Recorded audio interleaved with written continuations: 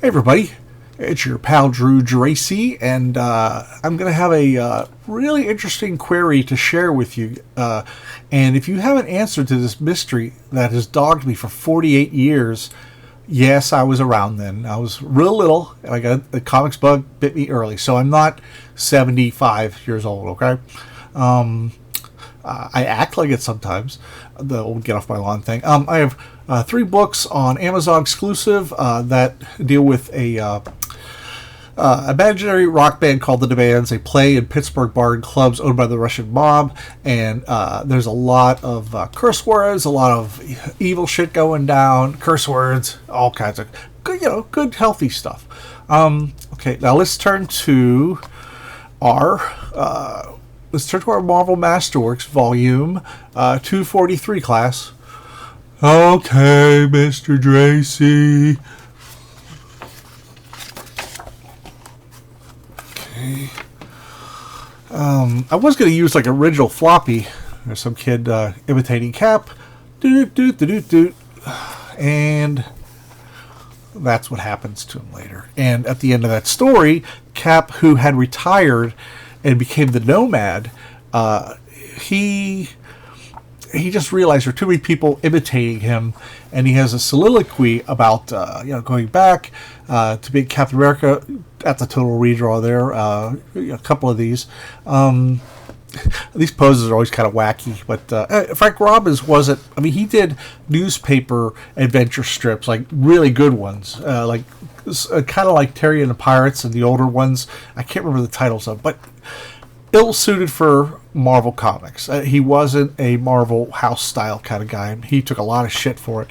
Now, looking later, I hated his stuff, but I must not have hated it because his storytelling was compelling, and I would reread his stuff over and over again, and I thought, well, I must like him.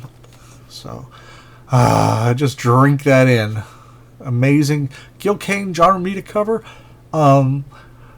They together or separate, they made books sell. They would have me buy a lot of shitty books, just for the promise of this. I wouldn't really look much into it. So Herb Trimpe's stepping in, filling in. Steve Englehart's been on the book for several years. He's kind of wrapping up in the next couple issues. Frank Giacoia, Mike Esposito. Frank Giacoia, he was a guy who was never really great with deadlines, but Stan loved his line work. He's very much in the John Romita style of inking. And Mike Esposito, he's done a lot of stuff too. And they kind of were pals. I mean, they would help each other out in deadlines, and you could really tell what a Giacoia panel is versus an Esposito. And that's no disrespect to Mr. Esposito. Beautiful. Now, there's 2 Kirby swipes here, but even if there's like 3 or 4, I don't have a problem with it because Cap is a Kirby character. It's like he's like made from clay from Kirby, and everybody who follows him has that influence, you know what I mean? And but beautiful art, beautiful. What happens is this guy Roscoe, who was killed by the Skull, he was imitating Cap, and the Skull got so pissed that it wasn't Steve Rogers, he killed the kid and beat Falcon within an inch of his life, and he's recovering there. I love that so much. I don't know how accurate it is, but it doesn't matter. It's comic books. I mean, you can read this easily, and there's a way things flow that just really that's how you do comics. You got to know how to set up a scene properly. That's gonna, a bedroom scene could easily be very, very, very boring, but Trippy's just having a blast with this, and he's firing on all cylinders. So Cap and Falcon go out. Cap is back, and they're like, "Oh yeah, fucking A, wonderful, yay!" And then, however, this guy steps out. He is a high-ranking member of officialdom, command, dogged, deference from the district police. I think even Stan Lee would have trouble with that alliterative phrase. He leaves. The car radio's turned on. Someone's whistling Chopin's Funeral March. That's Red Skull's #1 Spotify song. He loves that song. That means get away. That's a creepy look. And that whole panel is very creepy. And the dust of death kills him. And, Cap takes his gun away, but it's hardly over. This page, what I don't know how old you are, the viewer, but in the mid-'70s, Dynamite Magazine, which was a magazine for kids and had like puzzles and like humor pages, they also would do a 2-page Marvel reprint, and they would have like a little Q&A on the back of it. And I loved it. So that's where I first saw this, because I didn't have this issue till later, because distribution was spotty, and also I was too little to really go all over the place and go to other stores and such. That is so Giacoya. It looks like it's right out of Tales of Suspense, but except for the Falcon wasn't around at the time. Love the monochromatic image there. He blasted away free. Thanks to algorithm bullshit, I had to cover this up because he's singing the praises of his big boss with the bad mustache in Germany in World War II. And the algorithm is so weird on YouTube. It's like they would shut me down, and it's like, not shut me down, they hurt the video. And it's like, it's not like I'm praising the guy, But that's the life we live. And, they check up on him. We see his skin's tightened up into a red skull thanks to the dust of death.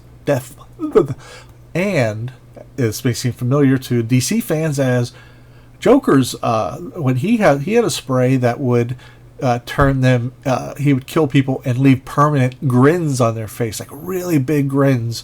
And both of those characters did this sort of MO in the Golden Age, and I don't know who came up with it first. This was Simon and Kirby from the first 10 issues, and chances are Bill Finger and Jerry Robertson came up with that idea for Joker, because they created the Joker. Bob Kane it's a long story. He was very fraudulent, and they got no credit. So that Trimpe is so good at this right now. I mean, it's so right. It's eyeball follows you there. And let me tell you, stairs are a major fucking pain in the ass to ink. Well, Cap's girlfriend finally meets up with him again, and they're trying to sort of get back together, and she's like, you won't give up. She's wearing a bikini top with jeans, and that may seem kind of cheesecake-ish. No. Au contraire. Back in the 70s, I was little, and I even remember it was like, there was a women's lib movement that had built up, and it helped a lot of people, and it helped get women better jobs and such, and they sort of had their freedom to do, not their freedom, they felt free to express themselves more, and there were a lot of women who wore like bikini tops with blue jeans. I had seen it on TV. I had seen it in real life, and it was just a thing. It was like a fashion fad or something. Fashion fad. Okay, next guy, Red Skull's list. Okay, his last name is Sergeant, but he's an admiral, and he's like, sounds funny, but I earned it. Well, they're trying to Gabe Jones and Peggy Carter show up, and blah blah blah blah blah. Beautiful, beautiful art. They're basically trying to isolate this guy to protect him from the Red Skull, and because he's next, because he's on my list. I had to cover something else again. Damn it, so stupid. Beautiful charge. There's so much energy going. I love that angle too. They go back to the lighthouse, and Falcon goes, "It's been quiet as a grave. Church in here." I love that little slip. Well, okay, here comes the Chopin's funeral march. Oh my God, I saw a candle there. Oh no. He did it. In the darkness, the Red Skull reached the Admiral with its dust of death in a locked room under all our noses. How? Next issue, we'll tell you how, and you're not even going to believe it. Well, I'm calling bullshit. The first couple pages are Sal Buscema helping out, and then jumps back to Frank Robbins, who was the regular artist at the time. So he wakes up, and he pounds his pillow and stuff. The Red Skull is back, and he's retelling what we saw last issue inside a locked and guarded room. No wonder I have nightmares. How could he have done it? How? And he goes, the total destruction of the American economy is now at hand. Da, da, da, da, da, da. And it's never, ever, ever answered. It is never answered. He goes, the only thing taints the joy, I feel at this moment, a mere detail, of course, is, he doesn't like the interracial dating. And he goes, got that the fatherland should lose the war. Now there have been 3 decades more of such madness.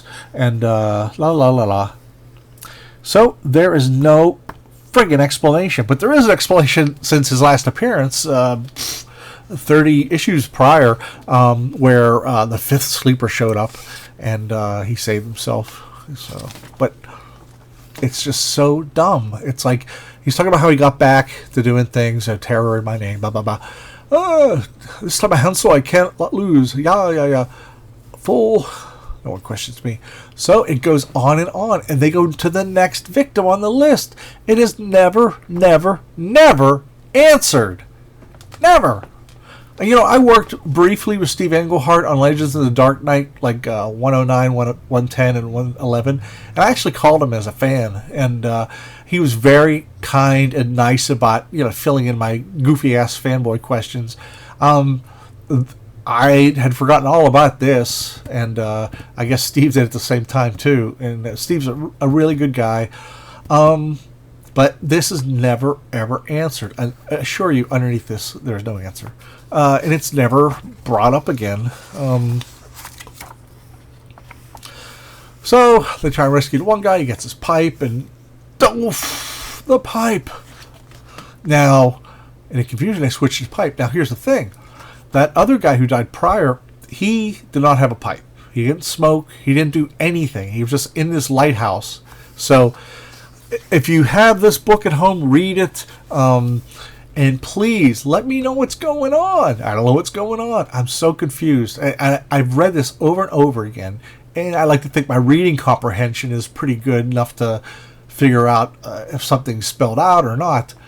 I don't know. But if you have, or you can make a wacky no prize theory and say, oh, well, this is what happened. Like, you could solve the crime yourself. But I'd love to hear your opinions down below, and please hit like and subscribe. I'm getting close to 200 subscribers, and I'm going to be doing a lot more of these.